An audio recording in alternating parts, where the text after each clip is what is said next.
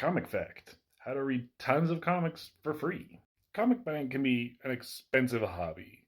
Ignoring even like the expensive back issues, just a monthly title can run like $4 to $5 or more if it's a special issue, and that can build up quickly. Now, if you are focused on collecting, that's fine, it's part of the fun.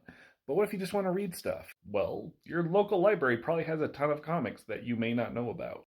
For example, when I first read through Ms. Marvel, starring Kamala Khan, I read it at the library because I didn't know if I wanted to invest in the series. That's also how my wife got into it because she enjoys comics, but she doesn't want to pay to buy them.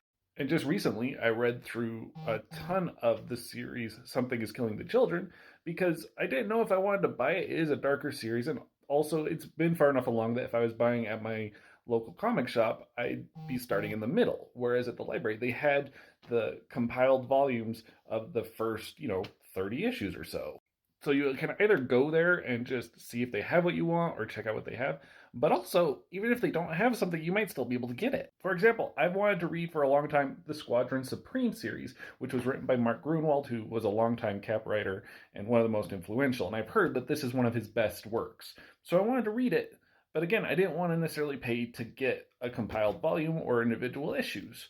And my local library didn't have it. But what they do have is something called interlibrary loan. They'll either have instructions on their website or you can talk to a librarian, but it's a way that they can request books from other libraries. So while my library didn't have this, somebody did, and in a few weeks I got it and was able to read it for free. And just in case you think this is way too different from my normal content and clearly doesn't have anything to do with Captain America, that's also where I read a lot of Captain America stuff. One of the series I love most is a series called Man Out of Time. And I found it one day at the library and read it. And it's one of my favorites now to the point that I went out and bought the individual issues.